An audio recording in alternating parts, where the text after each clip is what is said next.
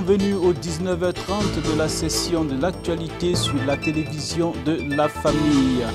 Voici les titres de cette édition. De fortes violences ce matin à Calais, dans le nord de la France. Et puis, nous aurons les échos de la remise des bus aux universités et aux grandes écoles du Burkina Faso.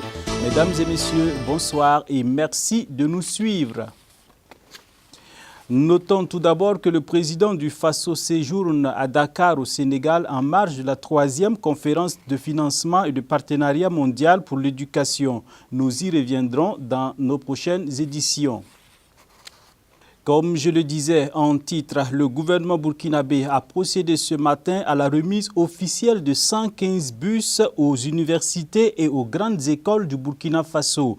La cérémonie a eu lieu au siège de la Sotraco en présence de notre reporter Moïse Kinda.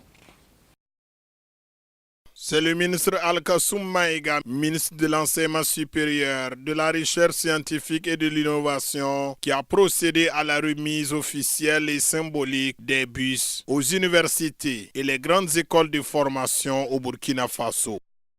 Alors nous avons rappelé quelles sont les attentes des étudiants par rapport au ministère. C'est la question évidemment des bourses, la question des prêts et aides fournières, la question du logement, la question de la restauration, mais surtout la question du transport. On a vu qu'ici, certains étudiants étaient obligés de se réveiller à 3h, 4h du matin pour aller avoir une place dans un amphi.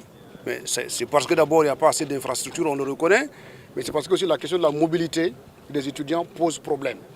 Alors d'avoir en même temps 60 bus qui vont combiner la mobilité des étudiants et la mobilité urbaine pour les citadins de la ville de Ouagadougou, je pense que c'est une activité très importante qui engage plus que le ministère en charge de l'enseignement supérieur, mais qui engage tous les ministères, le gouvernement et le président du Faso.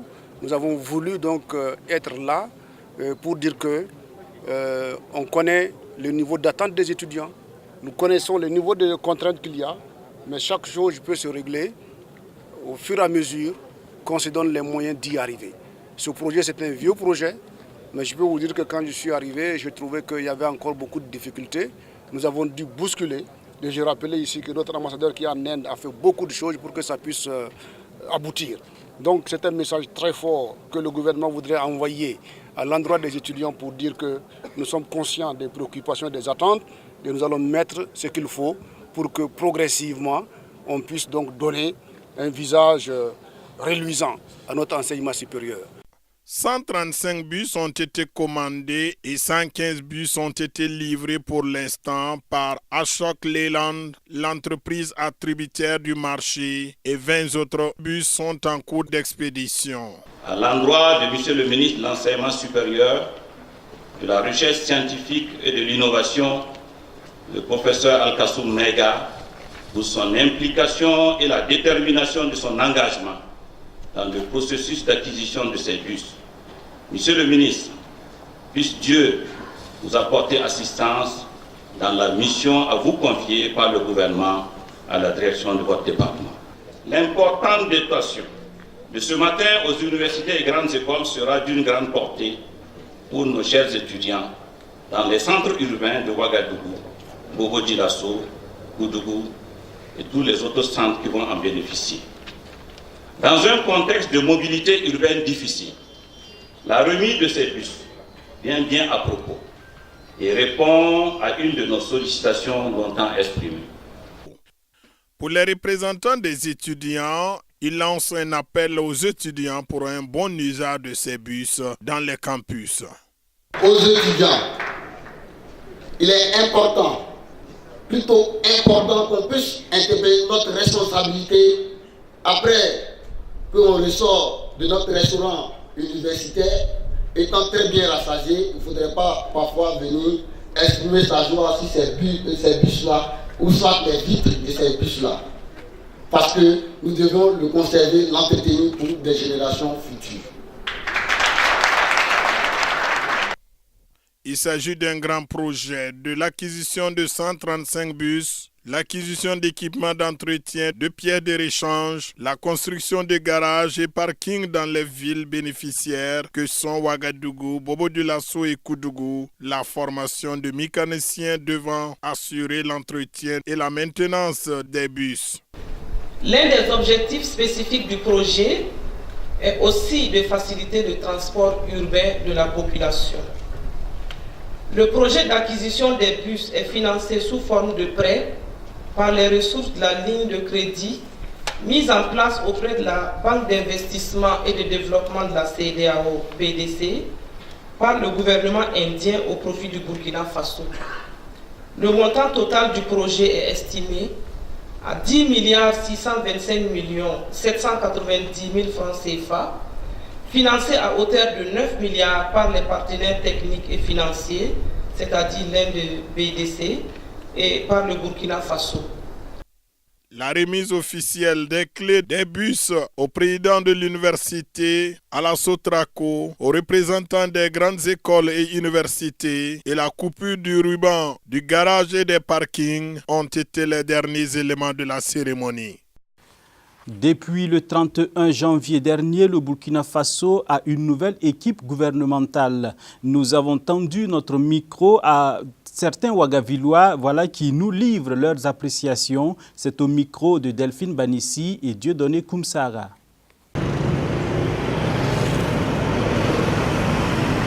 Les impressions, c'est que vraiment le nouveau gouvernement, je pense qu'ils ont inséré beaucoup de jeunes dedans. Je pense que ça fait aussi une part belle pour la jeunesse. Il y aura de nouvelles idées. Voilà, je pense qu'en global, vraiment j'apprécie un peu tout ce qui s'est passé. Et puis le Premier ministre, vraiment, qu'on le maintient.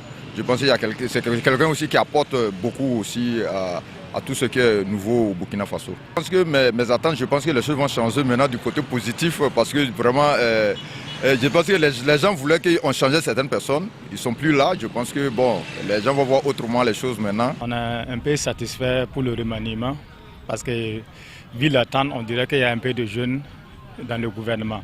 Donc ça nous encourage, nous les jeunes. Et on aimerait surtout que l'administration n'a qu'à mettre beaucoup d'efforts sur tous les consentiments et que les positions qu'ils avaient classées, ils n'ont qu'à essayer de bien s'organiser et de bien structurer pour tous les côtés et que ça soit très positif. Parce qu'en 3 ans, il y a eu au moins 3 changements. Donc c'est bon. Ça là, c'est un bon gouvernement. Il va travailler bien. Comme ils sont jeunes, il n'y a même pas de problème. S'ils allaient mettre les jeunes même beaucoup même plus comme ça là, ça doit être bien avec nous-mêmes. Nous on veut comme ça, et puis que le vieux là, il va chercher un coin de repos de bien. Chaque matin, il regarde le journal, les jeunes y travaillent seulement. Ça il a fait bien. Je suis d'accord avec le gouvernement.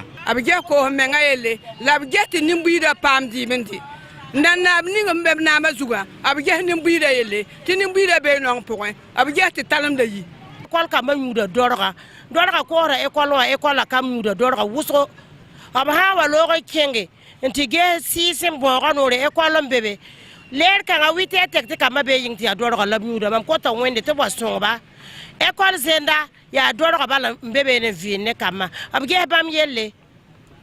La dose de travail n'est pas encore fini. Donc comme ça aussi, quand le travail n'est pas encore fini, ceux qui vont prendre là, qu'est-ce qu'ils vont faire le travail? Ces gens travaillent là encore. Il faut qu'ils vont recommencer à zéro encore. Ici, de temps en temps, on va parler que c'est le gouvernement là aussi n'est pas électrique. Par exemple, c'est comme à l'école, si tu n'as pas fait CPD, tu sais pas, tu vas partir à CE1. Il faut que tu vas partir mollo quoi. Parce qu'au niveau des changements aussi, la dernière fois, demain, on dit que c'est changé. Le problème de sécurité, j'ai manqué de c'est le ministre de la sécurité. Le ministre de la sécurité là, mais on doit donner ça, même des gens corps habillés là. Et puis bon, quelle que soit la gendarmerie, la police, c'est eux qui doivent faire le ministre de la sécurité là. Ça, je suis d'accord. Le changement, ce n'est pas trop ça le problème. On attend que ce nouveau gouvernement travaille. C'est tout ce qu'on souhaite, qu'il travaille. Quand on nous parle de rajeunissement du gouvernement, tout ça n'est pas un problème. C'est vrai, c'est une bonne chose qu'il y ait un rajeunissement de ce gouvernement-là, c'est une bonne chose. Mais au-delà de ça, il faut que tout le monde là, se mette en ordre de bataille. Les gars travaillent, il reste 2 ans. Il ne reste que 2 ans ce gouvernement-là. Les tâtonnements, il faut qu'on arrête. Voilà, c'est un peu ça. Alors, comme vous l'aurez constaté, les avis sont divers sur le nouveau gouvernement. Plusieurs pensent que c'est bien d'avoir un nouveau gouvernement. Plusieurs attendent beaucoup de choses de ce nouveau gouvernement. Mais la plupart pensent que ce n'est pas le fait de changer de gouvernement qui fera un bon Burkina. Les gens attendent de voir sur le terrain ce que le gouvernement fera. Et l'introduction des jeunes dans ce gouvernement Thiéba 3, la plupart des propos que nous avons recueillis, les gens pensent quand même que le gouvernement doit s'activer à l'œuvre. Alors donc, courage au nouveau gouvernement et rendez-vous très prochainement pour des résultats très brillants. Ouagadougou abritera les 6, 7 et 8 avril 2018 la première édition de Ouaga Fashion Week, un événement qui regroupera des passionnés de mode du milieu et bien sûr d'autres contrées du monde. Odette Zouaguena a pris part ce matin à la cérémonie de lancement pour nous. Le Burkina Faso fait face à des défis de création d'emplois.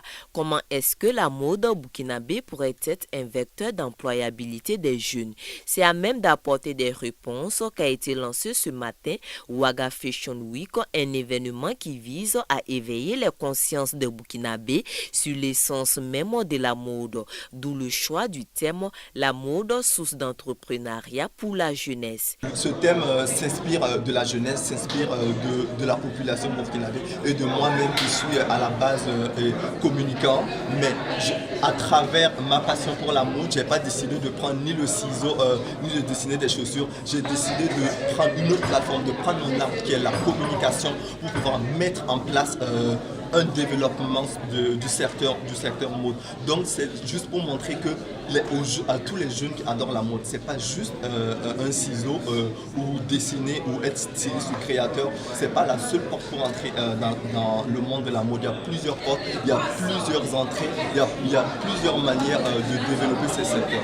Du 6 au 8 avril 2018, Ouagadougou sera la plateforme pour la promotion de la richesse culturelle africaine en matière de mode. La particularité de la Ouaga Fashion Week, c'est qu'en plus des défilés, ce ne sera pas que des défilés. Nous aurons des panels qui vont parler, spécialement 2 panels qui vont parler de l'industrialisation de la mode burkinabé et africaine, mytho-réalité. Et nous allons voir les fonds, nous allons étudier les fonds de financement.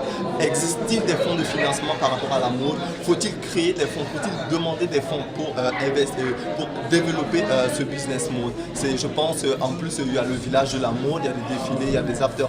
Franchement, durant 3 jours, Ouagadougou sera le tremplin, Ouagadougou sera l'univers de la mode africaine. 5 pays africains sont attendus, dont la Côte d'Ivoire, pays invité d'honneur qui viendra avec 5 créateurs. Ouaga Fashion Week sera également un espace d'exposition, de promotion et vente de création. Le budget de l'organisation est estimé à 71 millions de francs CFA.